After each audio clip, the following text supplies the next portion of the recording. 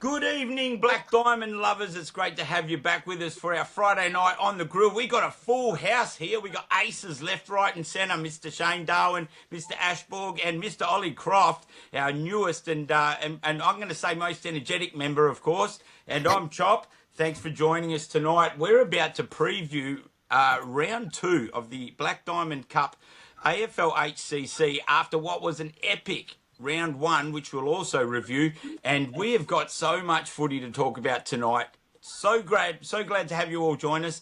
We're going to have a massive night tonight, aren't we, boys? Welcome. Good to see you all. Four of the shiniest, smiliest faces that local footy's likely to see. Well, don't all answer at once. You guys talk. I'm trying to find out. Make sure we're beaming to YouTube live. I'm not getting the little bing that I normally get. So anyway, you guys carry on while I work on the background. Yeah, mate. It's been a really good week. It was an exciting first round, especially the game we called, fellas. I can't wait to preview or review the games we had last week and bring in the games we've got this week, because there's some cracking matches. And yep. Chop, we've got a very special, one of our special friends in Ollie, who debuted in the first grade comp as an umpire last week at Warners Bay. Did. You're actually kicking it with the big kids now, Ollie. How was it, mate? Congratulations on your debut. And we can't get enough of you talented young guys coming up and doing our top grade for us. How was it, mate? Tell us. Oh, it was. I really enjoyed it, Chop. Yeah, it was something I've sort of had a goal that I wanted to achieve this season, and I was a bit of a surprising round 1, really. But no, I enjoyed it. Obviously, the height difference gets me a little bit. It's a bit intimidating, especially when they start throwing a couple of jumper punches. But I really enjoyed it, and it's something that I look forward to throughout the season every Saturday. Height won't be too much of a problem for you. You're about a head and shoulders taller than me, so surely you're already halfway there. Strength-wise, I'm a little bit on the short side, though. So. All right, mate. And you're doing a few reviews and stuff for the AFL HCC this year, I see, as well? Yeah. So I've been asked to do a weekly article for On The Mark, I call it. And it's just, sort of what you guys do here, previewing and reviewing the week that was in just a bit of written format. So it should be pretty good. We'll try and get a couple of special editions out for things like Anzac Day coming up. And, it's going to be a really good season, so... Good on you, mate. Bright future ahead for you, whether it be in the green or with the pen and paper or with the headphones. One way or another, mate, we're going to see plenty of you around footy. There's no doubt about that. Thank you, Chop. Yeah, good on you, mate. That's great. You're making our job a lot easier, that's for sure, and we love that. Although, this is the best job in the world, isn't it? Would you agree with that, fellas? Most certainly. Indeed. So round 1, we had a good spread of us around the place. What a great curtain raiser was it? In particular, the AFL HCC Black Diamond Men's Cup, arguably the closest round of fixtures that has been in living memory. Just 10 points, 5 points, and I can't remember the final deficit in the game that we covered, lads. But it wasn't huge. That's for sure. And the deficit in the end probably didn't quite describe the game that we were able to cover. But we certainly could have covered any one of 3 games last week with the Black Diamond Bar TV match of the round, couldn't we? Yeah, absolutely. All 3 games were close.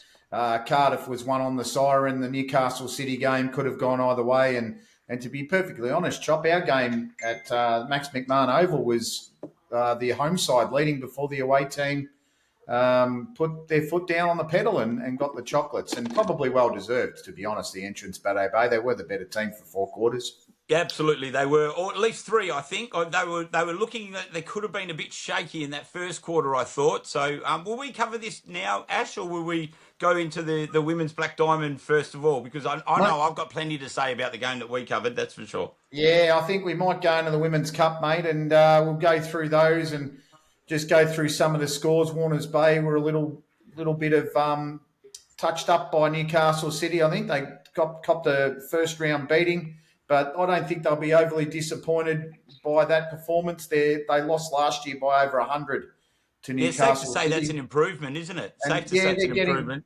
They're getting there, yeah. And the same people in the top ranks there for the Warners Bay side. They were beaten 11-13-79 to 3 behinds by Warners Bay. It was great to see on the stats there Abby McKenzie, who's I believe she's still under 19, under 20.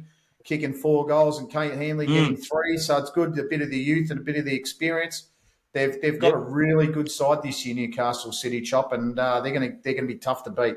Yeah, we saw the turnstiles were pretty kind to them overall. The off-season turnstiles, they sort of opened up and let floodgates in just about. They've recruited players left, right, and centre in men's and women's top tier. That's for sure. Which is a good thing. It's a bonus of being sort of located where they are and having such a great football club as well, isn't it? Yeah, absolutely. And they just seem to go from strength to strength. And look, they're going to unleash a couple of big recruits apparently tomorrow in V Zastra, who's come from Wollongong, and Sophie Trewatha, who played last week. She's come up north from Canberra. They've got some under-17s playing in the Cup tomorrow. 4 players, and they're going to be an exciting team to watch. It'll be a great game against Killarney Vale tomorrow. Yeah, that's of course a grand final rematch that we're going to see. There'll be a bit of tension, a bit of heart in that game for sure. We'll keep covering the before I get carried away with the previews. We'll keep going with the reviews. Absolutely, mate. Terrigal Avoca 13-12-90 defeated the Roosters of Singleton 3 behinds. A couple of interesting bests for Terrigal in Malia Pollington, who's just come out of the juniors. Sophie Singleton and Zoe Boxell. Chloe Jones best on for Singleton with Faith Radmacher. And a couple of young ladies I used to coach in Samara. One of the young ladies I used to coach in Samara Reevy, who played her first senior game. She's a very bright prospect indeed. But they couldn't stop Sophie Singleton up forward. She kicked 3 goals to be their leading goal scorer. They're going to be an interesting team this year too, Terrigal. Yeah, they are. What do you make of that win, Ash? Because that was far superseded, I reckon, anything that we would have predicted. I don't know. What about you, Ollie? We see we've got a host of Terrigal Avoca players in the top 10 goal kickers now because there was quite a few. Hey, Shane, welcome back. How's guys, YouTube, sorry, mate? we are having some YouTube troubles. It's just not going live, but we'll upload as soon as this done. I'll upload it. So Mate, let's carry on. The show must go on.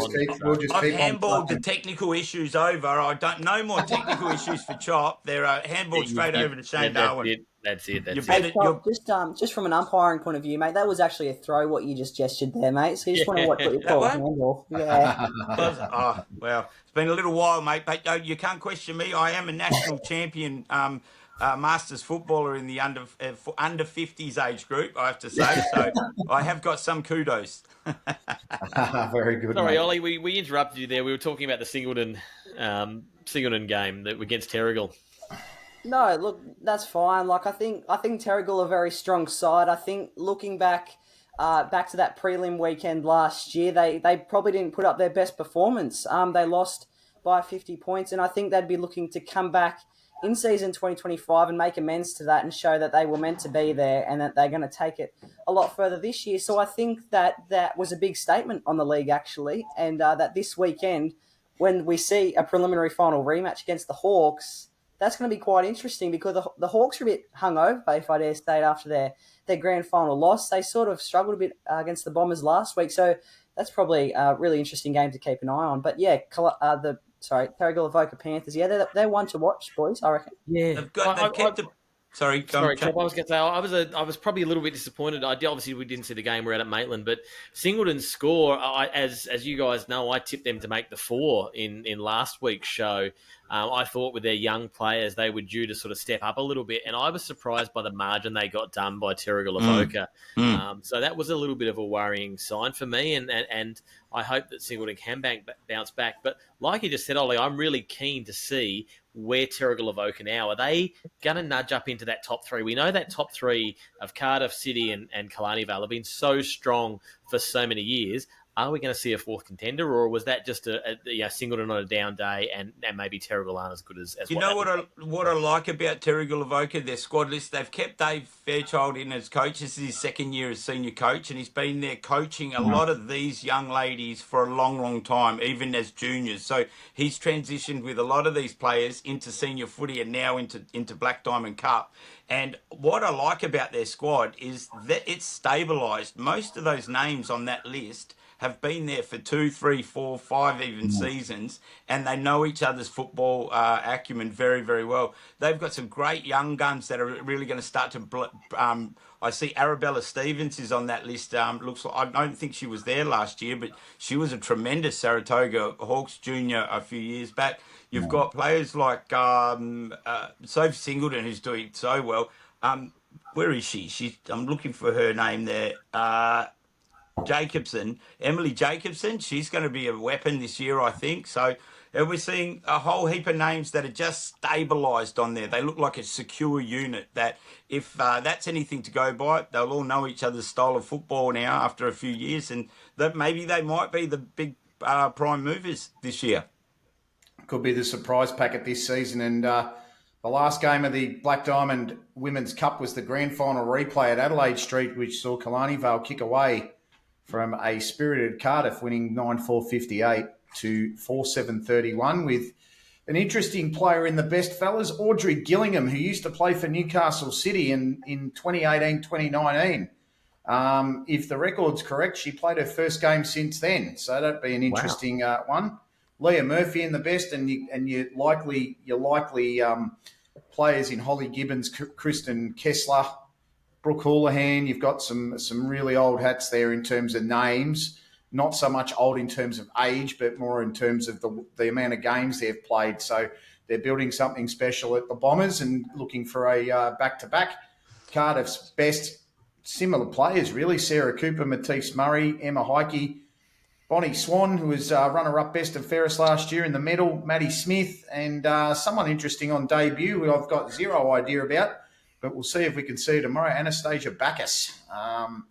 They just couldn't stop Mia Wilson, though, fellas. She kicked nearly half their goals with 4 of them. So, yep. Did anyone pick that particular result or by that much? I can't remember what our tips were last week. Did any of us pick Cardiff? No, I think we were writing them off. We said no Eliza Hand, no Crystal Brown, no Nikita Carter. That's it. Killarney Vale are done, but how wrong were we? Yeah, well, very wrong. I want to say hats off to Mia Wilson, who was always probably a bit of maybe second or third fiddle at times in the forward. Like, we know she can kick goals, there's no doubt about that, but she was probably second or third fiddle with Crystal Brown up there last year, and probably didn't give her enough kudos in the end, but she certainly stepped up, didn't she? With what did you get, 4 goals? 4 to be four goals. So just shy of a bag, and no doubt Mia Wilson will provide probably a bag or 2 through the course of the year.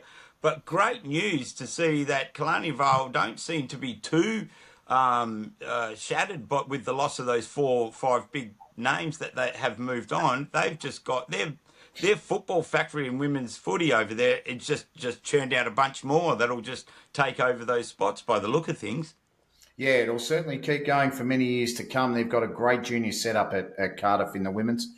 Do you think we might possibly move on to the men's cup, fellas? Let's do it. Yeah, what do you reckon? Sure. Well, just one last note, Cardiff Hawks, where will they be for the rest of this year? Is there I don't think they're going to be too far go by? No. I don't think they'll be too far away. All right. You don't win premierships in April. I think they'll be settling in and they'll get some players back, and I think they'll be there or thereabouts when the whips are cracking. But the Cup men's, fellas, it's just a tremendous start to the year. Wonderful games. Killarney Vale pretty much lost on the siren from what I was told. 5 goals 15, 45 to 7 goals 850. And was it a case of Killarney Vale bad kicking in front of goal is bad football? They kicked 5 straight behinds. They weren't in front all day on the play-to-play scoreboard, but they kicked 5 straight behinds and hit the lead with 7 minutes to go, only to see Andrew Walker win the game on the siren by 5 points. So would have been a heartbreaking loss for Cori Shackleton's men. But as we said before, you don't win the big games in April. They'll be moving on steadily with that, and it'll be interesting to see what they do tomorrow. A heartbreaking loss, Ash, for sure, but I reckon more than anything, it'll be a confidence-building result. I think that's how Shaq's boys will look at this, because as we know, they underperformed last year. A few things went against them. They had a great pre-season and for one way or another just couldn't even get really in the mix. And they've got a good squad there, there's no doubt. They've kept the majority of those boys there, so they'd be fired up to try and really make amends. They've got a good vibe there amongst their crew, even though it didn't go to plan last year. So I think I was certainly always expecting something a bit more from the Killarney Vale Bombers this year. And to get 20 scoring shots to 15, there's no doubt the opportunity was there for them to get the first win on the board. And they will be ruining, I think it was 9 behinds kicked in the second half and 6 in the last quarter. So when you think of it like that, very easy to turn that 5-point deficit into a 3-goal win or something by kicking a little straighter. Whether that means doing that on the track during the week. What only thing that concerns me a little bit is their spread of goal kickers again. 3 goals to Spoons, big Brandon Lloyd up the front there, so he's going to be damaging again this year. But they need a bigger spread of goal kickers. Now, their defence is great, and they're able to keep Cardiff limited in terms of where their scoring was, but Cardiff had the biggest spread of goal kickers in the comp for the week. So I think 6 goal kickers out of their 7 goals were kicked, which is good signs overall, but just not enough goal kickers for KV. So I reckon that's one thing that they'll be focusing on. They want to see players like Lockie Henderson and Ryan Arthur make sure that, and even Flacky as well, get on that scoreboard this week for sure. Well, we had a man on the ground down there, of course. Ollie you made your cup debut, and a huge shout out for that. Matt, fantastic, getting the first game there at cup level. So well done there. How did the game play out? You know, you were there watching it happen. Were Killarney Vale in it and blew it with the behinds, or were the behinds the pressure from Cardiff, or how did it all play out in real life? I'm going to be real honest, Shane. I'm not too sure. I was on the Warners Bay in Sydney. On the other game. Oh, so, Mike, where did I get that from? Because you're at Killarney Vale this weekend. He's here this week, mate. Yep. Sorry. No, that's all right. That's right. But, it sounded like an enthralling contest. Like having a look at Play HQ, it sounds like the Hawks. It sounded like a very close game. Like the Bombers, they didn't have the best year last year, but I feel like on paper they look like a good team, and they had a good. It's a good start to the season. Like good games get the win, obviously, but that's nothing to be disappointed of. So hold your head high, Bombers, and they're going to fly again this weekend, hopefully. It would be good to get have a chat with somebody who was on the ground there. I reckon we'll have a chat with Cori Shackleton tomorrow. And you booked in to see Shaq tomorrow, mate. We've already lined it up for you. Yeah, brilliant. Thank you for that. I always love having a chat with Shaq. We've had a few messages back and forth, but really excited to hear about that, because I mean, between the trifecta of games, to have such a competitive round of footy, it means that maybe nothing's secured in Black Diamond Cup. I know it's only round 1. But it'd be nice to think that nothing's secured, that of the 7 teams that we've got 7 possible candidates to make the 4 at the end of the year. There'd be nothing better than that. Yeah, it'd be tremendous to see that at the end of the year. We might move on to the next game. Just one last thing I wanted to mention. Yeah, mate. Cardiff, I'm interested to. We're going to have a chat with Jack Pratt through the course of next week as we lead in, because we got match of the round. I believe could be with Cardiff next week in round 3. They had 5 players that played in the Cup side that played in their grand final appearance the year before. That's a massive shift in personnel, isn't it? So if we're really interested to know, and they've done well to have 6 goal kickers out of their 7 goals that they scored. And just the one multiple goal kicker, I think, was David Wood. But that's an incredible rotation of playing personnel for them, appearing in a grand final last year, and only 5 or 6 of them actually were in that grand final side last year. So where are they? We know there's two Cardiff reserve grade sides this year, and I looked in there and there wasn't a lot of them in the one that played. So where are they, and will we see them, or has this been a big turnaround? Who knows? Yeah, mate, might have been a little bit of a clean out at Cardiff, but you just never know. We'll have to wait until we get there. Remarkable, though, isn't on Anzac Day. Remarkable. Yeah, it is. We'll move on to the Fagan Oval clash between Warners Bay and Newcastle City, which saw Newcastle City defeat Warners Bay 11-470 to 9-6-60. And, fellas, that would have been just as good as the last game we spoke about, because Warners Bay hit the lead a couple of times in the last quarter from memory from the Play HQ. They hit the lead on 2 occasions in the last quarter.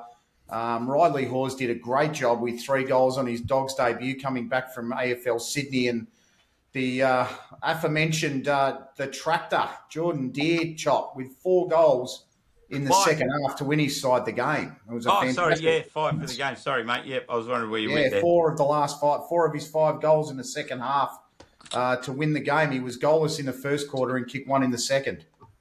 Yeah, I had a chat with the big tractor today. It was wonderful. Great to finally do take 2 of that because the internet gobbled up our first interview, but we got it second time. So we're old mates now, me and Jordan. But yeah, mate, he said he really enjoyed that first hit out, and there was a tense contest for the reigning premiers coming up against Warners Bay, who Nathan Harkness has got. They're the real deal, mate. They are full on. So they again started just a touch slow, the Warners Bay Bulldogs, but certainly a lot quicker than what they have done after that chat I had with Mark Dignam last week. That's something that they've really been working on. Their fast finishing or their furious finishing appears to still be intact, that's for sure. And they had a good spread of goal kickers too, Warners Bay. That was actually relatively high-scoring game in the context of the round with 60 points to 70. And 10 points with Warners Bay being in front with just a couple of minutes to go meant that Newcastle City had some heat on them and they had to rely on their arsenal up forward to be able to claw themselves across the line, that's for sure.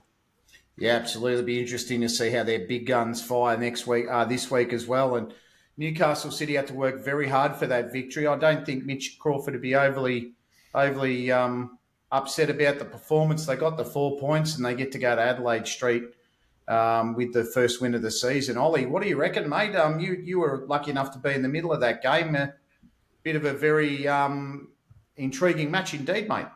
Yeah, it was. Like those last 3 minutes came right down to the wire. In the end, it was just City who had more numbers in their forward line, more options to slot it through when they did. And once they did it once and they did it twice, and that was really sort of what made the margin look as sort of big as it did, if you can call 10 points big. But look, Warners Bay, they played a fantastic game. They were sort of, in and out of the lead multiple times. In fact, one stage I think they came back from like a 10-point deficit to come and take the lead. So it was a really intriguing game. Bit of fire in it as well, which was good to see in round 1. So I think the doggies should hold their head high. But yeah, it was a bit of a saddening day at the kennel for the cup sides, I reckon. Well, you called it last week, Chop, when you were speaking with Mark Dignam, and a fantastic chat too for those that haven't seen it. Get back into Cori's Facebook and have a watch. You called about their slow starts, and halfway through that second quarter, it was 16-37.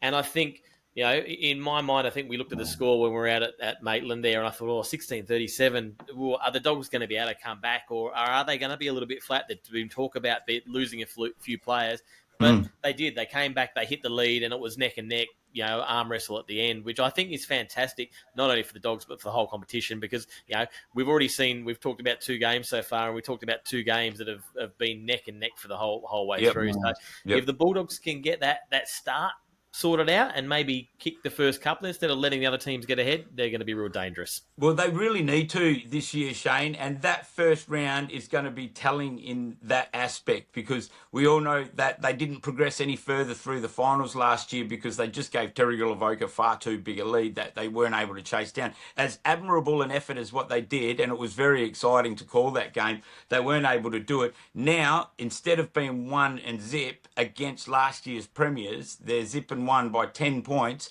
all based upon that lead. As you said, 16-37, that's a 21-point deficit midway through the second quarter. All of a sudden, they've got to look at this and go, the difference between them making a grand final and not making a grand final is how they start the game of football from now on, because they won't be able to afford to go through the year and drop 1 or 2 games here and there because they had a slow start when they're letting, more established sides get a lead on them. This is absolutely critical for the Bulldogs now. If they've got the firepower, you can see them, Matt Collins and Riley Hawes. That's a huge in. Three goals each, plus another 3 separate single goal kickers. So they've got spread of goal kickers. They've got to make sure they're getting the score on the board early on. They can't rely on just Mark Dignam to get them their first 1 or 2 and then roll on there. They've all got to be fired up from the start. And that'll be the difference between them making it to a grand final or not this year, I really think. Yeah, absolutely, Chop. And, Yeah, two great games, and then we got to call the Bar TV Match It Around from Max McMahon Oval, which is going to be taken down and reconstructed after Easter. And I sum this one up as a game of two halves, really. The Saints led at quarter and half time, but then inaccurate kicking and their indirect football pretty much cost them, in my opinion, as the Entrance Bateau Bay kicked ahead with more direct football. They came away with the 4 points, and Lachlan Bennett's Inkster really proved the difference with a bag of 5 in an outstanding debut. But Maitland, they had some really good young players on the day. Oliver Ladder and Xavier Stewart coming starting in the Maitland team. Xavier Russell coming through. Riley Newstead, Alexander Gallagher in the best. But I was really impressed, Chop, with Liam Pass. I think that might have been his first or second game. It was in senior football. He was outstanding. Yep, Liam Pass, a talented junior there at the Entrance Bateau Bay. Hard to miss with that bright blue headgear that he had on. He was fierce. He got targeted a couple of times too and just fought like a genuine demon. The son of much loved member of the Entrance Bateau Bay, Phil Pass there, who does a lot of wonderful things at the club and is a bit of a stalwart there. So a very proud time for Phil, there's no doubt about that. But he looked as natural as anybody in that the Entrance Bateau Bay side. And that's where the Entrance Bateau Bay have got a lot to look forward to in the future. They've had a very good group of 16, 17-year-olds for a little while now. We know they've picked up a couple of great ones from that Brisbane Water Lions venture that had been around for a couple of seasons. We've seen the Big Otter and Harry Levi and, of course, Sam Austin. They're virtually established in their first team now. They've got a lot to look forward to in the future, and that was awesome for them to fight back after a deficit in the first quarter. I think they were down 3 goals or something like that, and looked like they could get monstered by some Twin Towers at the Maitland end. But they fought back, and they sort of saw those Twin Towers and doubled down on their double mountains. What's going on here? Is this me? What's going on here, Chop, is something that I did not have on my bingo card for 2025, and that is the Entrance Bateau Bay sitting on top of the table. How good is that? So take a photo of that if you're an Entrance Bateau Bay. You talk, Chop, about how they've been building, and I think this is bloody good to see. You know, it's obviously you don't win premierships in April, but take week 1 at the top and see what happens in week 2, because if they play their cards right, who knows where they'll end up. But as much as you don't win premierships in April, that's true. This would mean the world to that club and to those players, because that was a hard-fought win that they've trained a long time for. They put in a big pre-season. They haven't been inundated with big stars. They got, of course, the Sharpie. So, Ash, I've decided to call him the Sharpie instead of the Biro, because it just seemed a little bit... with my Biro, mate. I'm more reliable with a Biro than a Sharpie. Sharpies tend to break on me. One thing's for sure, he's got the ink has definitely spilled. We know all about him, the Inkster. And wasn't that great to see a bag of goals? Just talking about Maitland quickly, my concern for Maitland was Rylan Hoffman is turned into a Sasquatch in the off-season. There's no doubt. He has just grown into an immense physique, and he looked like he was going ominous. He was going to really damage the Entrance Bateau Bay. His partner in crime up there, I think it was Clinton Jones, who didn't end up with a goal in the end, but they looked really dangerous as Twin Towers. But the Entrance Bateau Bay, then all of a sudden after the first quarter, put their Twin Towers into action in Scott Reed and Lachlan Bennett's Inkster. And they were definitely the ones that couldn't be contained by the Maitland defence.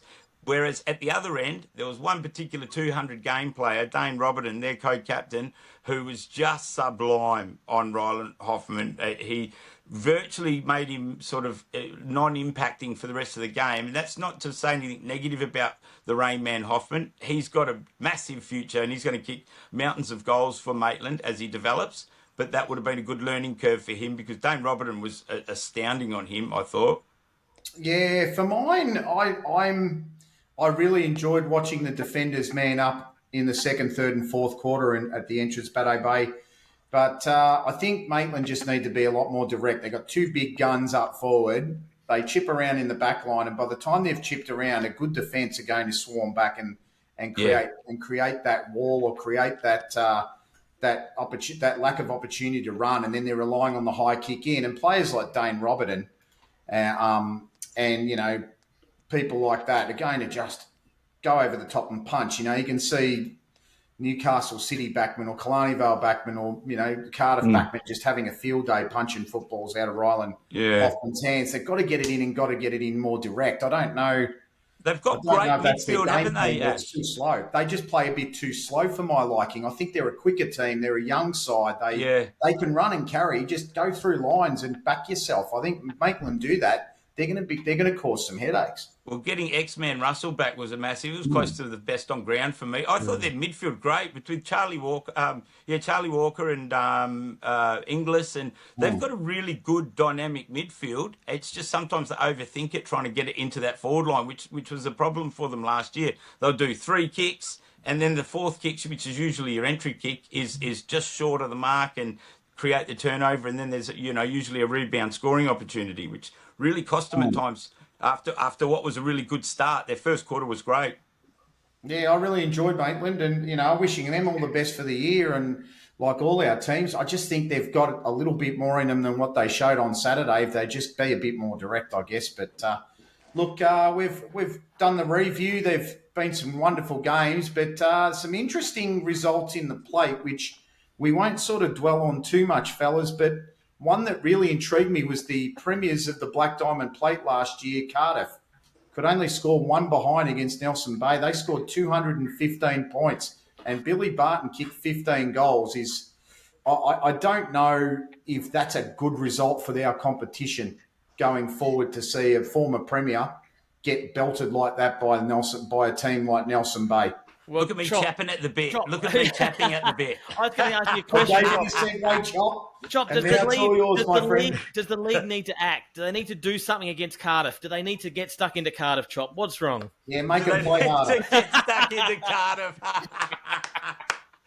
Well done, boys. Well done. I don't know what the solution is, boys, but look, I mean, Chop's talked about it. We've delved into it. We try not to get too political in. Yeah. I know I don't because I'm not sort of that way inclined, but sides like Nelson Bay and Wyong, who I've got a bit of an affinity with. I've done some MC work for them, and I love the boys, and I know they want to come up to Cup. Yep. They just fell a couple of players short. But I think 2026 we're going to have to start talking about a 10-team comp or at least a 9-team one. Yeah, I don't think there's any room for discussion anymore. And to be honest with you, I don't think there was this year. I've got to be a little careful because, we are, a bipartisan group here at the Bar TV and the Match of the Round crew here. But at the same time, I think we also got to call it how we see it too. Otherwise, we're going to look like we're just towing the line and we're yes men for the bigger entity. And at the end of the day, we want to make sure that the AFL are also getting the right level of information so that they're making the proper decisions. And look, for Nelson Bay, for them to come out in the first round and win by nearly 220 points, which in any standard of competition anywhere is something that a league should be looking at. We already knew there was potential for that to happen well before this season started. Nelson Bay know where their squad is well before round 1 happens. They know whether they've got a better squad than they had last year, which clearly they would. We know just by, Billy Barton in that side alone says plenty. They're all a year older. Most of them have had cup experience only just a couple of seasons ago. They were ready to go up. And I feel like the Nelson Bay Football had a responsibility, if not an obligation, to go, you know what? It's time enough now. They know that they're not going to be out of the mix in cup. They've got the Entrance Bateau Bay, they've got Maitland, who are at that, and even Killarney Vale, who finished, down in the bottom section of it. They know that they're not going to be out of the mix. At some point, you've got to pull the trigger because there is zero respect in a premiership for them this year if they win under these circumstances. That's what I think. Yeah. And when you've got 7 teams in our top tier competition, some club has to make a bold decision to go, right, well, if that's where we're aiming for, now's the time to do it. And I know Wyong are looking to do that. And, I understand where they come from. But when you got a guy that finished 4th in AFL Sydney's Premier Division goal kicking last year playing Black Diamond Plate, that sort of says something to me. It's a few red flags. And as I said, I don't like getting too political, but, I think the time should have been this year. But we'll just see what happens. You never know what happens in finals, fellas. The bottom line is Wyong and Nelson Bay and a granny last year, and it was a City Cardiff plate granny, you know. I don't think that's a thing to gauge it though. By Ash, that's a fair comment that you make, but I don't think that's an arguing point, It's because not an argument when you've anymore. won, No. when you've won, the case in point is when you've won nearly every game through the course of the year by an average margin of 10 to 20 goals. All of a sudden, it's not only that's going to cost us players in reserve grade competition, and I reckon it has for some clubs. I reckon because a lot of clubs are going to be like Killarney Vale got belted by 100 points, yet their first grade side were really competitive.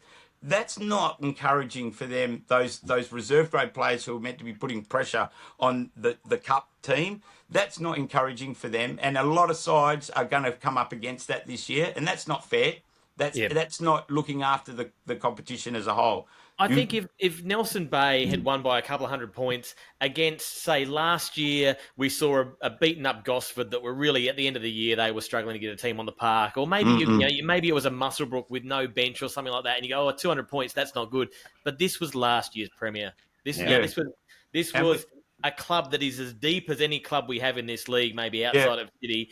And they got trounced by 200 points. It's a real worrying sign. And they've recruited well, absolutely. And we're coming off the back of watching Nelson Bay win their first 10 games by 100 points straight or thereabouts, when them and Wyong were already going to be very heavily scrutinised. And I asked the people at those clubs too, I know maybe where you stand in the rest of the league doesn't mean a lot to you, but at the bottom line is, we all want to work together as best we can, all the clubs. We want to be encouraging each other. And where would those clubs have been in terms of their respect level from everyone else if they had have gone up and nominated to go into Cup? And where do they think it is right now in terms of where their support and positive energy is going to come from the rest of the competition? And I'm not trying to create problems here intra-club wise, but that's the bottom line. They're going to get so much more support and backing and respect by taking that plunge and doing what I take my hat off. Maitland Saints every year show up, every year, no matter what. They just make sure they know they might be in for a tough year. They've lost a coach, they've lost some stars, but they show up every single year, right, in that men's cup. And the Entrance Bateau Bay have been doing it as well. They're on top of the ladder today as a result of some hard work in 3 seasons. They were forced to come up a few seasons ago. They were forced to come up, and I can't see why it doesn't work for one club. And what works for one club isn't being put into place for others. This was the time. They should be up there now. The 8th place should be filled with Nelson Bay. I think we'll see some changes next year. It will be a bit too late for some. We better, otherwise there will be a furor. I'm telling you right now, clubs won't cop it for much longer. There's a bit of a silence. They're not really allowed to speak their mind outside of, proper meetings and things like that. But I tell you what, you won't contain the monster for much longer. That's for sure. Yeah, that's exactly right, mate. And I reckon we've said our bit. What do you reckon, Shane and Ollie? I agree, and I don't know whether Ollie had something to say there. We've been very vocal on this one, Ollie. If you want to sit this one out, please, by all means, best if you don't, Ollie. I reckon as an umpire, you probably shouldn't, mate. I'll give you a tip if you want to keep going in umpiring. I'll just learn from the experts. There was a fun stat I did have on the Bateau Bay and Maitland match from the weekend, actually. If you go back to round 15 last year, Bateau Bay actually beat Maitland by 19 points, and last weekend they beat Maitland by 18 points. So it's sort of a bit of a track record with the Saints, really, that 3-goal margin. So it was just a fun little stat I found. I was keen to share with you boys. Yeah, they're good. They're pretty good games between these two. But if we move on to the Women's Cup, back to the previews, fellas, because I'll tell you what, there's some good games in the Black Diamond Women's Cup and the Men's Cup this weekend. What do you reckon? Let's do it. Mate, you bet. We love footy. Terrigal Avoca Cardiff. Key stat, I had a conversation with our upcoming 300 gamer on the weekend, Andy Baldwin, who we can celebrate a bit later on, but he told me that Terrigal Avoca haven't beaten Cardiff in a Black Diamond Women's Cup since round 3 of 2019. Is that right? Yeah, very interesting one. They've retained a lot of their squad, Cardiff. But the Panthers had an easy win against Singleton. They've got bigger fish to fry, Panthers and Singleton, with all due respect to the Roosterettes. They've got under 17 kids coming through like Malia Pollington.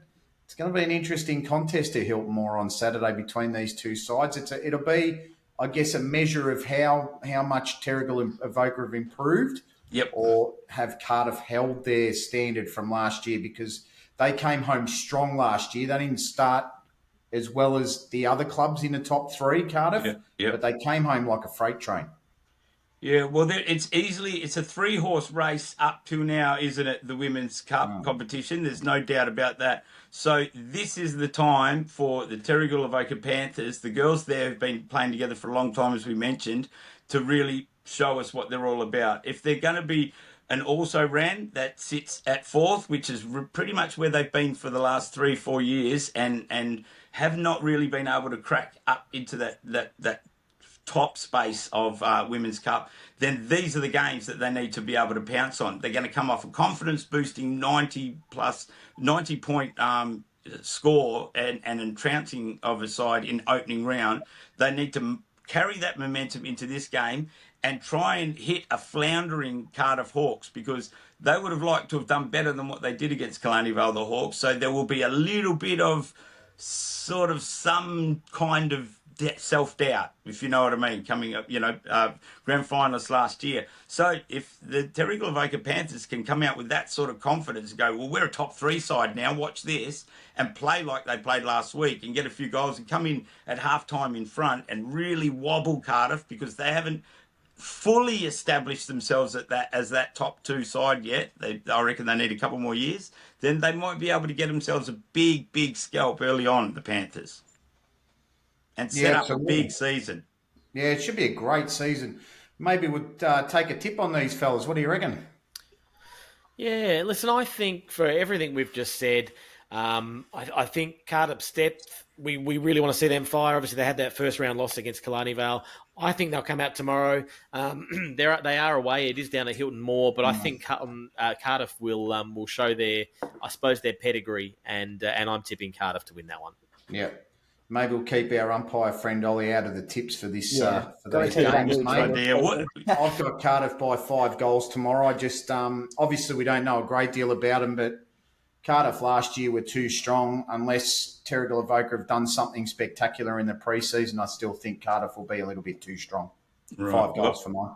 I'll go against you boys. I'm going to go with Terrigal tomorrow. I'm going to go with them by 3 goals. I feel like they might do what I suggested before and roll a bit of momentum into this next one. They're a happy-go-lucky group, but I feel like they might be a bit more serious this year. So I'd love to see it for the comp. I'd love to see that 4th team come up into that tier. I think that'd be great. Yeah, I'm going to agree with you, Shane.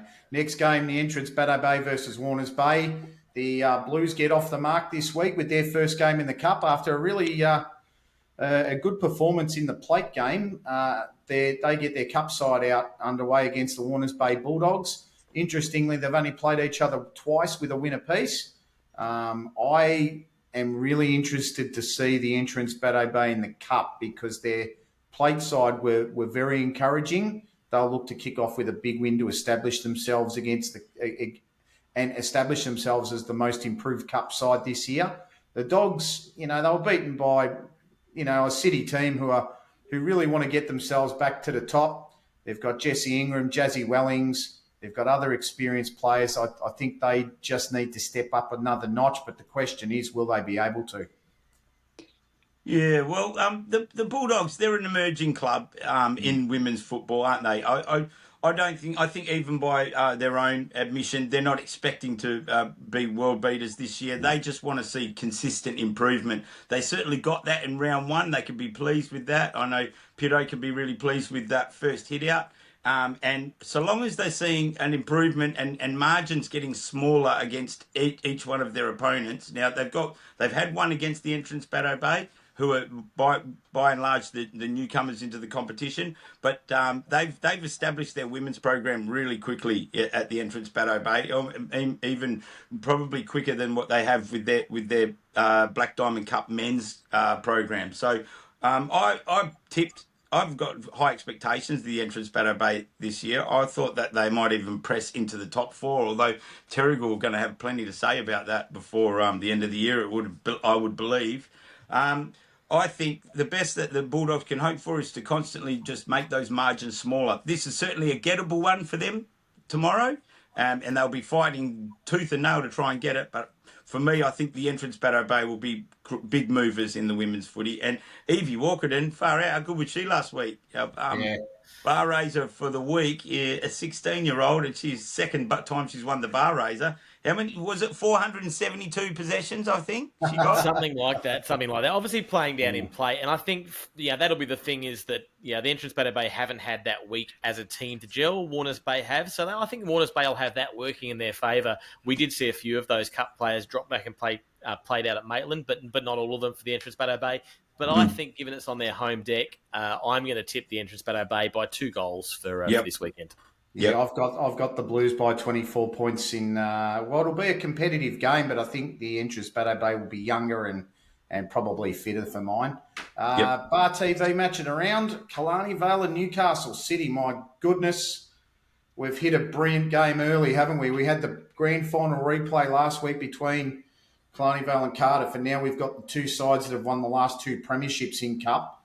They'll look to get one up early on the Premiers. Killarney Vale after their City will look to get one up on the Premiers after they lost their semi-final last year in a shock. But they've got a good young brigade, Newcastle City. Brett Godfrey's got a really good thing going at number 1 sports ground.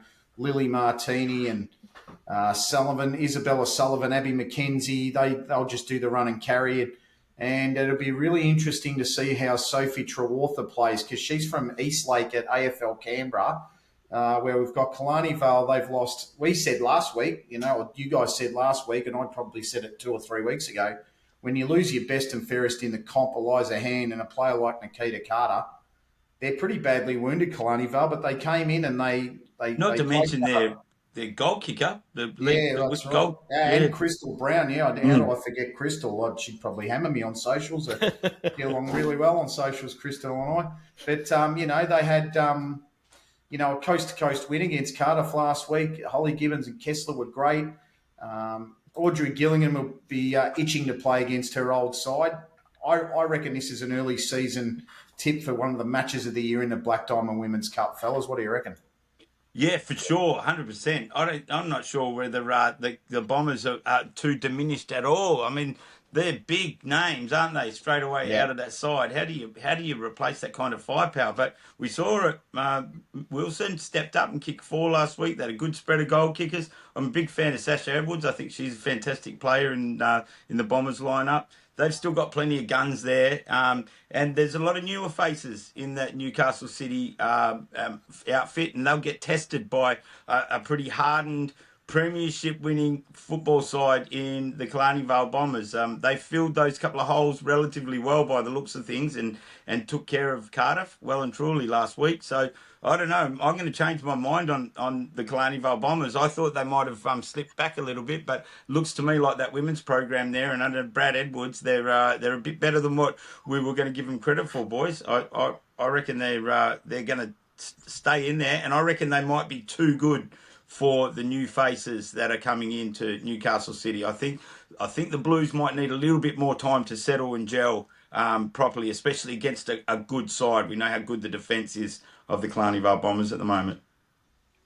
Yeah, I'll be interested to see. I don't know whether there'll be any demons left over from that sort of that preliminary final out at Don Small last year where it felt like they had it in the bag, and I think they let a golden opportunity go begging there to make that grand final. And will there be a hangover to that? Will that be the rocket fuel they need to get up them and get into it tomorrow? I think that'll be the question for me for City. I'm going to tip City by 3 goals, but not with any confidence at all. Did you go City too, Ash? Were you City as well? Yeah, well, just interesting from Bottles at City. He sent me a few things. There's 4 under-17 players playing for Newcastle City tomorrow. Ellen Moran, Elkie Long, who played Cup last year, Aaliyah Tola, and Ruby Watson, and Sarah Helverson is playing her 99th game in the Black Diamond Cup for Newcastle City tomorrow. So it'll be a great celebration for a player like Sarah, who's just been a stalwart of our comp. She's a terrific human being, full stop. Yep. Very humble, Yep. and that's what I like about her the most. She's been to the top, but she keeps everything grounded, and she's a terrific soccer player too, from what I can tell. But 99th game tomorrow, is it, Ash? 99 games for Newcastle Well, I'll City. pick Newcastle City next week then. Well, I've got City by 5 points in that game, but it could go either way. As I said, it's an early season tip for one of the matches of the year in the Black Diamond Cup women's competition. That's for sure. All right. Right, So- we'll move on to the men's. I've black sheeped it again. Over to Ollie for any thoughts on the women's. Yeah, before we mate, wrap off you up the go, women's? buddy.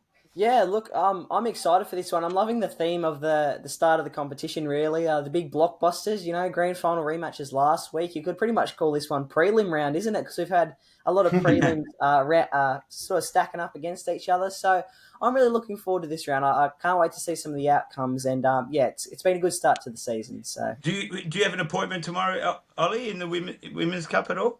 yeah, I'll be not in the Women's Cup, but the Men's Just Cup, the men's. Adelaide and City. Yep. So, yeah. All right. And our All right, matching cool. around he's going to be on TV tomorrow. First game on the telly for the big guy. Yeah, All right, love it. mate, you're 348 game senior game veteran calling the game too, mate. So he'll scrutinise you very closely. Wow, I'll let you he- get away with a few things, there's no Very, doubt. will be Put in very a good kind word, to you tomorrow, please. mate. I'll just worry about the game. The men's preview, boys. The Entrance Bateau Bay and Warners Bay. This one could be one of the closest games of the round, I reckon.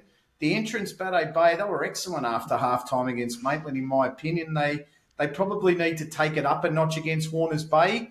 Obviously, they came within a whisker of beating the Premiers last year. For mine, fellas, they've got a real genuine forward-line threat in Reid and Bennett Inkster. They've got surety down back with the Otter, Otiwi and Robertson and Jamie Wyman, I think, Jason Wyman.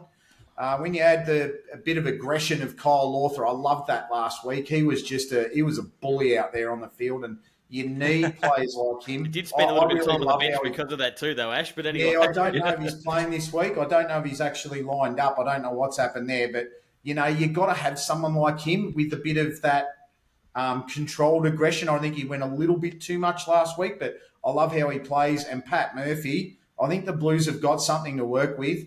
The Dogs, they've been confident. Harkness, Nathan, we talked to Nathan a bit, and he's pretty open with us. Yep. I reckon he's got a couple of aces up his sleeve still, but Riley Hawes to Fagan over for mine would have to be one of the recruits of the year coming from AFL Sydney. Yep. Seb Thomas is a year older and stronger, and Jake Cerniascus is going to have a spark and could be the difference on Saturday, fellas. What do you reckon? Yeah, well, Suniaskas played his 100th game last week, didn't he, I think? Yeah, That's right. fantastic effort. Congratulations. Well, mate, look, tomorrow we're going to see the Entrance Bateau Bay. We'll see exactly where they're at tomorrow because what we know about the Warners Bay Bulldogs is that they are the real deal, right? They're definitely there, and we know that their only crux, their only Achilles heel now is their starts, and tomorrow they will be bursting out of the gates to try and prove to themselves that they can start well. And this is going to be really test the Entrance Bateau Bay. We'll know exactly where they're at. They had a great win against the Maitland last week. It was a good opener for them. But the reality of it is that we probably are predicting Maitland and the Entrance Bateau Bay to not be in that top four at this stage of their establishment in Cup. However, if we're going to see that particular status quo change, then games like tomorrow are going to be so critical for the Entrance Bateau Bay. What I like about the Entrance Bateau Bay is they play with plenty of heart. They play like they really want it, like they desperately want to be up there and they want to be playing with the big boys, and we love that. We know that they've been sitting in the shadow of two twin towers of clubs with Terrigal Avoca and Killarney Vale for so long, and this is their chance to become a mountain in between those twin towers. Kobe Allison is back in the side. I see he's been named again, and I love the Allison boys in the Entrance Bateau Bay side. They're big freaking. Sorry, did we just lose our contract with Spotify? We're good. Carry on. No, we just got $1 million deal. We know that they can kick goals up there. With Scott Reed's got support with the youngster up there. Kobe Allison is just a beast. He's a Sasquatch, so we love seeing that. Kyle Lawther's named in the side, and on top of that, they've also got Michael Besley back too, who's another physical, hard, experienced footballer. Who it was good to see him back in the top grade last year. He's played at Killarney Vale and been forever at the Entrance Bateau Bay. And him and his brother Ryan, and there's a few of the Besley boys, but two of them in the first grade side tomorrow. That's a lot of heart and spirit and true yellow and blue blood that's going to be pumping through that cup side. So they're at home. They'll want to do a good performance after last week, but the reality of it is Warners Bay Bulldogs, mate, they're the real deal. And I could see them pushing deep into finals this year, especially you mentioned him, Ash, Riley Hawes, massive pickup. And I expect we're going to see some great goal celebrations tomorrow by the Bulldogs. I'm hoping so, which would just light the commentary box on fire. Yeah, absolutely. What are your tips, fellas? Ollie, did you want you? I thought you were going to jump in there with something. Oh no, no, I'm all right, Shane. I'm looking forward to the Bay taking on though. I feel like the tide is turning there, and but look, it's the return of footy down at Bateau Bay, so they'll have the Bro Bar out on the boundary line. It's going to be a good atmosphere down there. Yeah, Passage Road, great spot. I think we saw last week Killarney Vale put their hand up and said, "Hey, listen, we're in the mix to make top 4," and Entrance Bateau Bay, this is their chance this week to put their hand up. And we're going to know, 5 o'clock tomorrow afternoon, whether or not they are going to be a contender. They're going to have to match it pretty well with Warners Bay for us to be even having that conversation, I think, because, we look at how well they did against Maitland, but that, no disrespect to Maitland, that is a side that I think most people are tipping to be down the bottom end of the table, just given the makeup of their list. And tomorrow will be their first big test for whether or not they're going to take that step up. I don't think they're going to get there tomorrow. I think they're going to certainly be better than last year, and I think they're going to nudge the Dogs in the Battle of the Bays. In my mind, it's going to be the Bulldogs by 6 goal. Would you? If the Bulldogs don't win tomorrow, then there's massive question marks over their season. I believe these are the ones that they must win. They have to win, and they have to improve on the things that have kept them just short of that top 4 side or top 3 sides at the moment. So yeah, I'm going to say the same. Bulldogs by 6 to 8. Yeah, I've got Warners Bay by 18 points. Special mention to a Warners Bay boy who's leaving the club tomorrow. He's playing his last game for Warners Bay. Brant Jobe, who's moving to Adelaide. Oh yes, to start a new a new life, new career up there. He had some setbacks last year with I can't remember now if it was a jaw or I think it was a jaw surgery or something like that. Yeah. And he's moving at the end of the game. It's a farewell game for him. So all the best, Brant.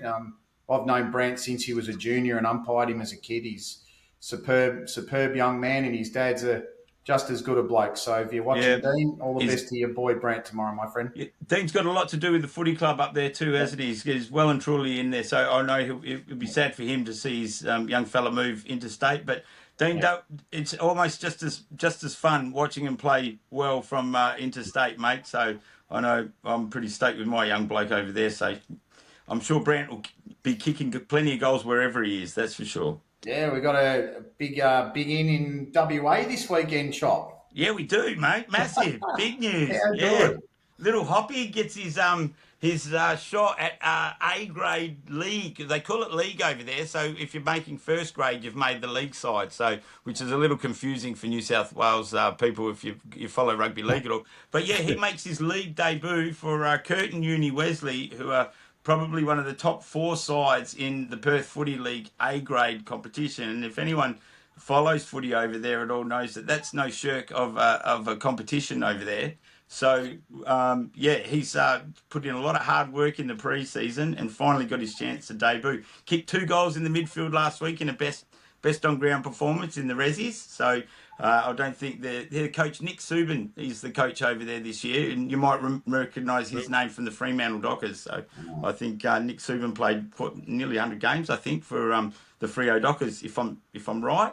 So they in good hands. So good to get selected by former Freo Docker for your first go. And he's playing at Wyong Oval, which was my home ground when I was that's a caretaker oval. So that was my home ground through 14s, 15s, 16s and 17s or something like that. So he's playing at Wyong Oval. How about that?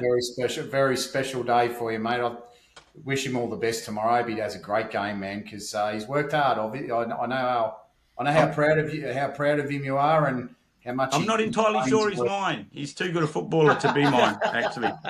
He's got a very good left foot. Mate, yeah, better left foot. We had to teach him how to be a right footer again when he just practiced on his left for so long when he was 12 years old. It was unbelievable. I've never seen a kid do it. Said for every kick on your right foot, do 2 on your left. He's the only kid I know who ever did that, and then he forgot that he was actually a right footer. Good stuff. Good luck, Hoppy. All the best tomorrow. So we've got a good pedigree. Did I tell you I've got a nephew who also won the premiership in the WAFL for Peel Thunder last year? Jacob Hewitt. So So, yeah, we got some good. I might go back over there. I might be able to reignite my career. Be a footy manager over there, mate. Yeah. Player manager. Yeah, I talk Good too money much in it. apparently. Apparently, you're only as good as how much you manage. You can talk money into you, mate. So I reckon you're all right. True. Yeah, but that's why I'm rubbish. No, outstanding, mate. And congratulations to him, and all the best to Brand on his move to Adelaide. So Yeah, very good. Big game coming up next at Hilton Moor. Terrigal Avoca and Cardiff. I've seen the lineups, and I can't even. I've just seen both lineups on Play AFL. I don't even know if I can. I've got a tip, but I don't know whether I should change it or not. But Epic, isn't it? oh my goodness, it's game after game that just turn up some fabulous contests, and when you see the Entrance Bateau Bay stepping up, that's just going to provide more of them. But first game of the year for Terrigal, they want to climb back to the top after. I don't know if they'll call it a disappointing year when you don't make a grand final after you've made the last 10. It probably is a bit of a letdown, but Adam Miller, Chris Bishop and Luke Bury had a hit out against Singleton in the plate win last week. I think that's good for them. Yep. Jack Grimm and Liam McKenzie. Lee Croft will be a year older, stronger and chomping at the bit. They've got a bloke from Old Haileybury in the Victorian Amateurs B grade, Nick Gooder, I think it is. Great name, though, isn't it? We're going to have some he's fun going to with be that, very aren't we, good. Ash? He's going to be fantastic, and he'll be one of the pickups of the year just based on the name and where he's played. Harrison Pitt, I don't believe he's on the team sheet. Not on the list, mate. What's happened there? Not even listed as an emergency. Mate. That side might be too good. Have they sent us the plate? Have they stitched us up? Have they stitched us up? They may have, mate. We don't know. We'll have to wait and see tomorrow when the two teams line up. But Cardiff, we all know what happened to them at the end of the year with the loss of their beloved coach. He was a wonderful man, Danny, and Chris Gordon, the new coach. He started off with a hard-fought win last week, which would have lifted the spirits at Pasterfield Oval. A few names for mine to watch: Jake Sullivan from the Riverina, and Jackson Kerr from the Farrer League, and probably one of their best recruits of the year, Dylan Bonham, who used to be a junior at Cardiff, went to Pennant Hills, played some first-grade footy for Pennant Hills, the Demons, and have come back to Cardiff. So they've got a really, really strong lineup all across the board. And as I've written in my little notes, huge leagues generally mean good players for us in the AFL HCC. I think one of the keys is going to be the defence this week. Sam Howard is probably one of the better fullbacks in the league, but you've also got the wall of Birkinshaw back there for Terrigal Avoca Panthers. I've tipped, but I didn't see Cardiff's lineup on paper on Thursday night when I did my little write up. So I don't even know anymore who to pick. It's just going to be a great game. You could go once again. We could go to any one of these three games this week and get a great contest. It's fantastic. Yeah, you need to invest in a split screen, Shane. Yeah, maybe I do, or a cloning machine. Get a couple of Shanes out Emily there. can get 2 streams or something, and we can. They might have to start sending us out to a different game each week, boys, mate. Yeah, I don't know. Mate. No, I'll tell you, it's just fantastic. I want to just check: was Jamison Buffalo in the side last week for Cardiff, or is it? I can do a very quick Google. I can do a quick search for you, mate. I don't think he was, but I don't believe he was either, mate. If I'm being honest, I didn't recognise him in the lineup because he's one of the lower numbers, and he's usually great first. if he is back. Whether he wasn't on the list. Nah, so great to see him back in the Cardiff side. I don't think as he got better as the year went on last year, and it was a shame to see him go down with that injury in the finals last year. That was tough to take. Great bloke as well. Geez, they must have good contacts or connections with some of those regional leagues that churn out great footballers, because they just seem to get a couple from out that way every year, don't they, Cardiff? I think I think the coach has something to do out there. I'm not 100%. When we go there, I might have to contact a few people at Cardiff. I believe he's originally from our comp, Chris, and he went out to the Riverina or the Farrer League to play. Right.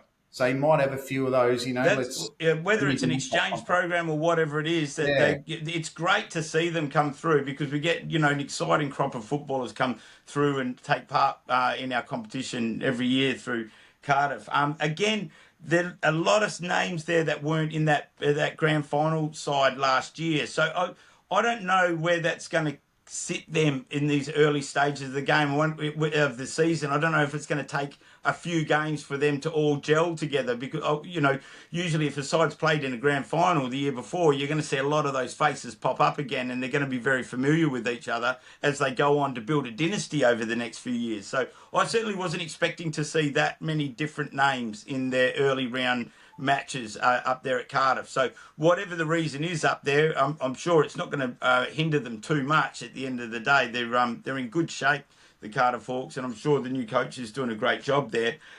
I think that's going to make a difference tomorrow, though, because I look at the Terrigal Avoca side, and they are almost entirely as they were at the end of last season.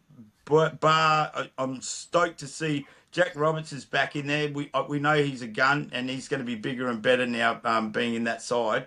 Cooper Mackay, who's comes from Chop's fold of youngsters coming through there, won a couple of premierships with Cooper Mackay. He went over and won a best and fairest at the Entrance Bateau Bay a couple of seasons ago. Took a year off footy and is back. He's a fierce competitor in the midfield, and I'm stoked to see him in that side.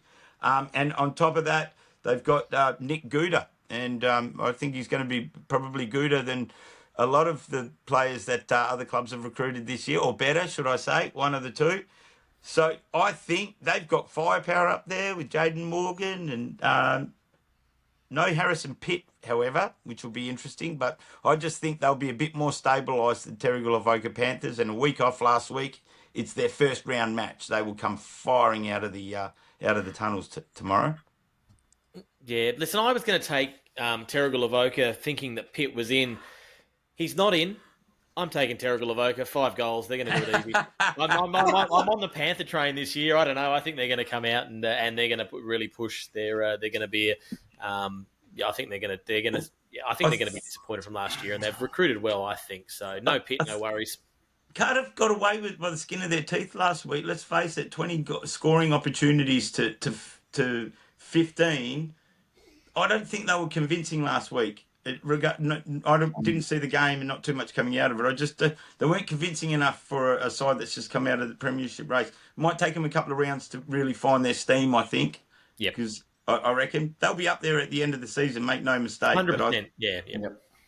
Yeah, look, I think they were probably a couple of players down last week too, Cardiff. But yeah, we'll see what the testing material is tomorrow when we go and watch Killarney Vale on Bar TV Sports 2:30 on Saturday afternoon, live on your big screen or your tablet or any other thing you want to watch it on, ladies and gents. You're going to enjoy a cracking match. But for mine, I think, look, Terrigal Avoca, they're always up there and thereabouts. They've got a terrific side. Their side lines up brilliantly.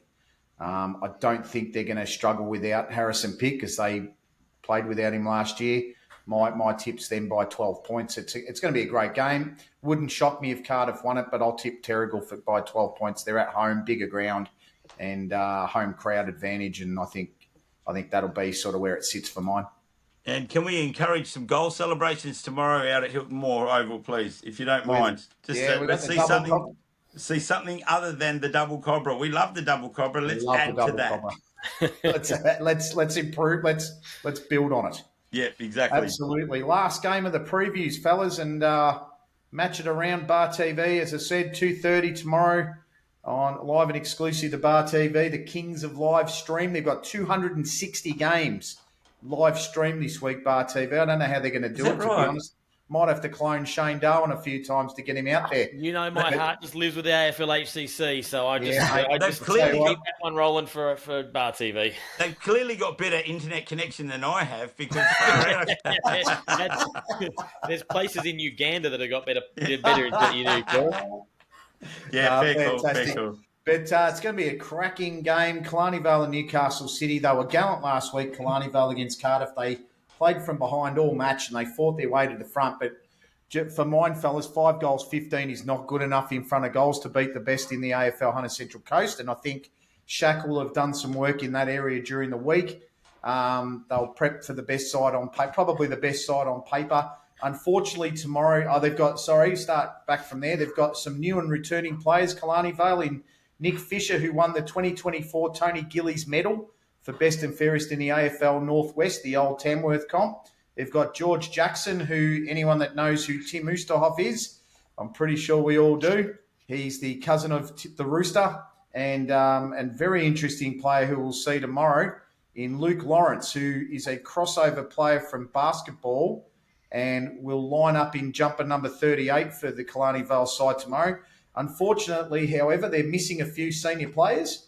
They're missing Josh Mifsud, Damien Hector, Nick Fisher, Nathan Smith, James Kidd, James Regis, Tom Castelnuovo, Alex Remy, and Tom Sawyer from the first grade side tomorrow. So they'll have their work cut out for them, Killarney Vale. But still look like a pretty good side, doesn't it? They've still got a good one on paper, haven't they? They still look pretty good. Those new recruits look like they're going to fill some holes, because there's some big holes, generally speaking, aren't they? Yeah, absolutely. And Newcastle City, their first game of tomorrow is Finn Hurley, who's a young ruckman from the under-17s, played Resi's last week, and with Max Quinlan unavailable and our 2024 starting ruckman moving away for work, Finn Hurley's been put into the side. Spiritual leader Michael Henry returns to the back line after a sitting out round one with a hamstring niggle. It's always important to have a general down back, just similar to a Luke Rawnsley. I love you watching, my friend. And prodigal sons Liam Tuddy and Nick Anderson coming back after a year in Canberra. Young gun Archie Edwards has been an interesting player, recruited from Tasmania, and his big brother Oscar is playing twos and knocking on the door of first grade as well. And they've got Connor Babbage, who was promoted from Resi's last week, also, who played a lot of games in the Cup. It's going to be a really interesting contest. You got Flacky and Ryan Arthur, Reeve Simmons, Jai Bobie, who's come back to the lineup as well, the Mahalam brothers, Brandon Lloyd. They've got some really good talented players, Killarney Vale. Can they get back to what they did a few years ago? Because they've certainly got the lineup to do it. Newcastle City, you know what they're going to churn out year after year after year. I've heard on the grapevine they've got over 90 players playing at that club. So, you know, they're going to churn it out. We know what to expect from Mitch Crawford's men. Corey Shackleton's men will be out to have a huge go on Saturday. It's going to be a really interesting contest for us at 2:30 on Saturday, fellas.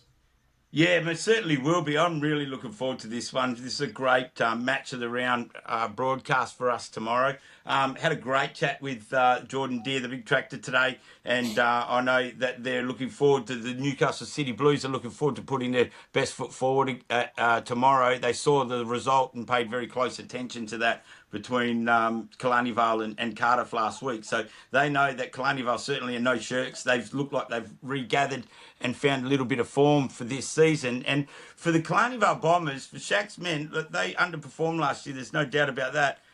They'll know where their holes were from just last week and what they have to do to improve that. They'll be looking at that top four from last year and going, right, realistically, we're after at least Warners Bay's spot, right?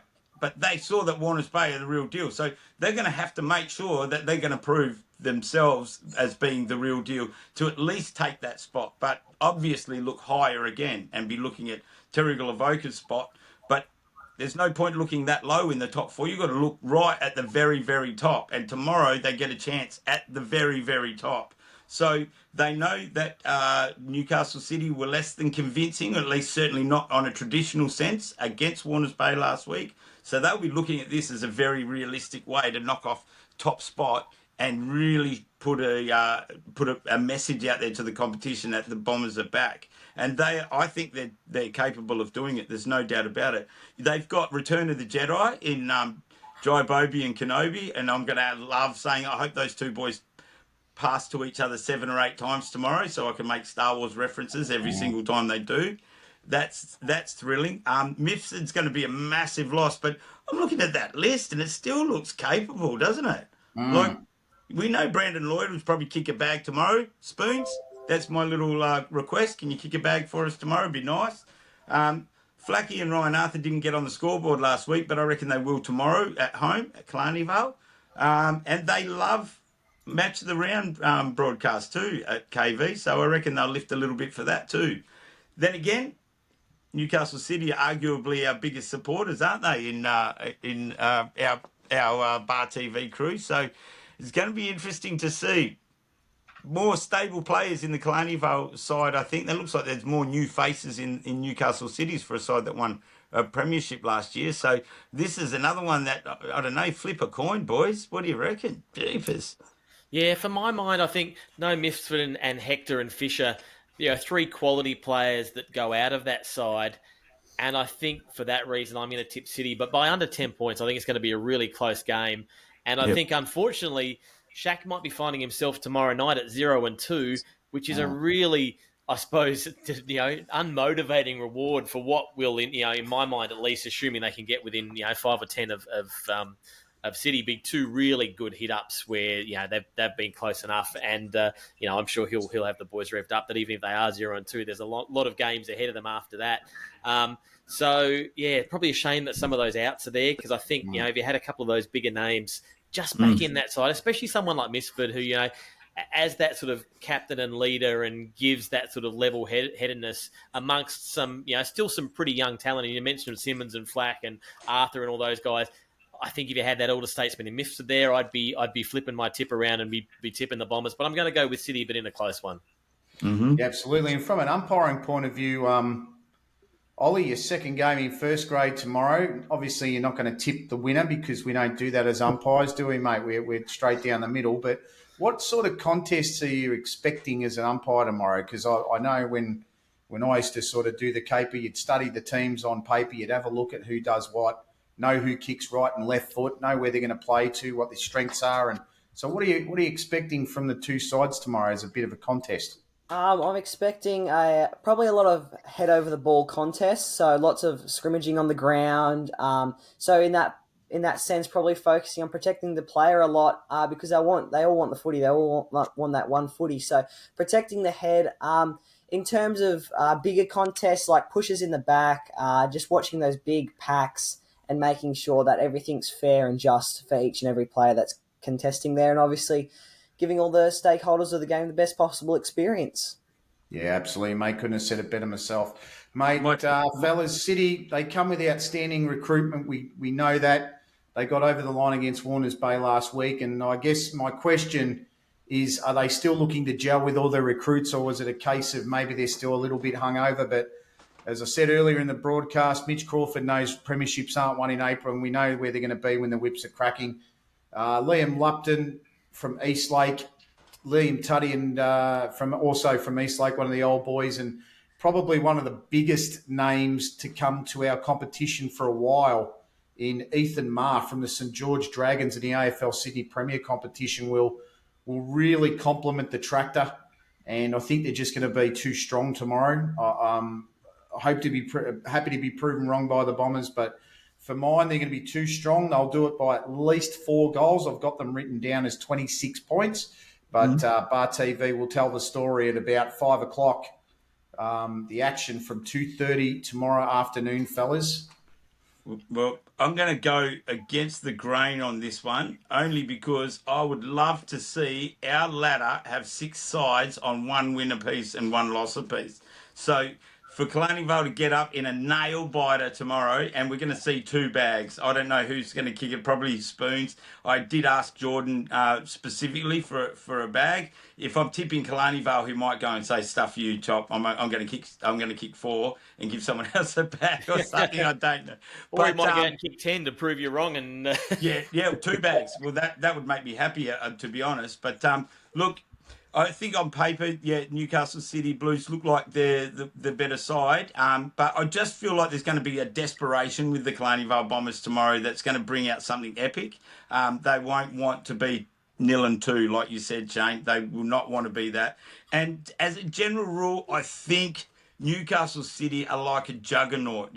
Once they get rolling, they might take just 2 or 3 or 4 games to get going. I don't think they really looked like they were in the mix properly until about round 5 last year, Newcastle City, to tell you the truth. After that, they never looked like they were going to be headed, to be honest. So, yeah, I think another 2 more weeks for Newcastle City Juggernaut to really get into full steam ahead.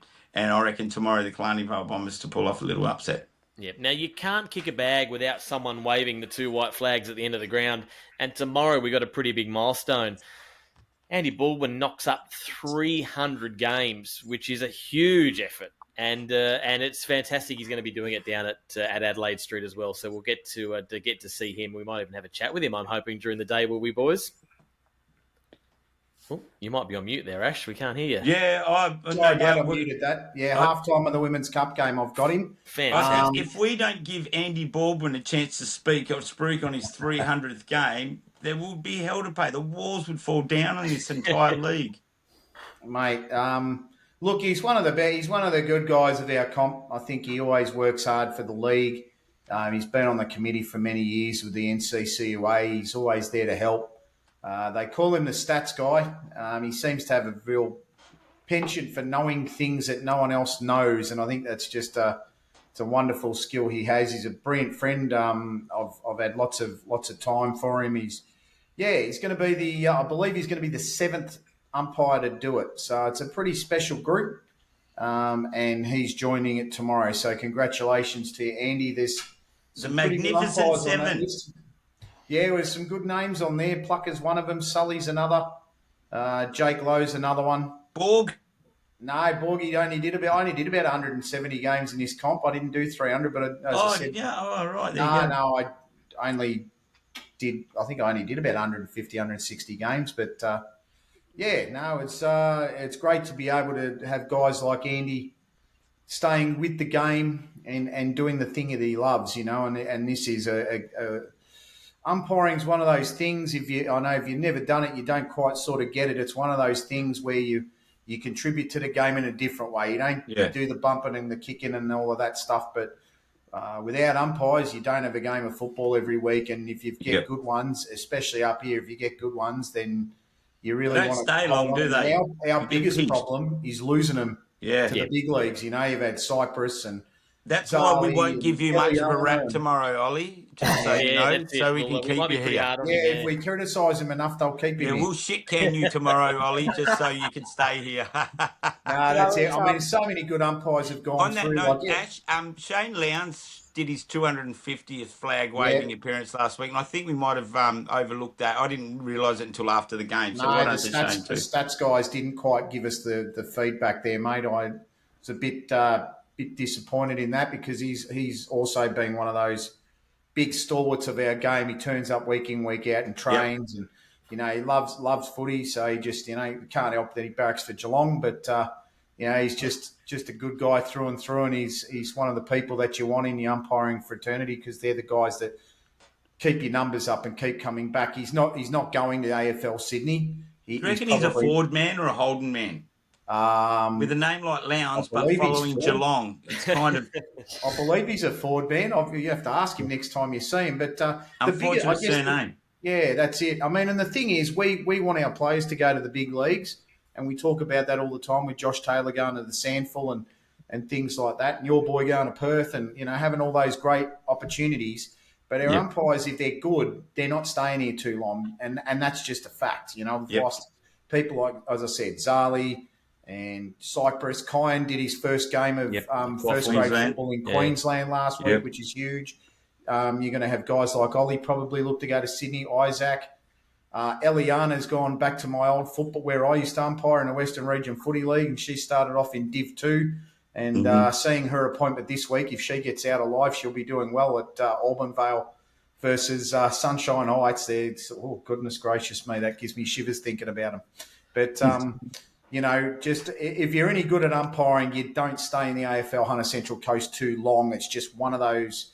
We are essentially a stepping stone for the bigger comps, and why you've got the good ones that can do their job, you keep them as long as you can, and you nurture them, you help them out. A couple of other guys have forgot Stephen Bloom, Joey O'Brien. Joseph O'Brien's umpiring at the VFL.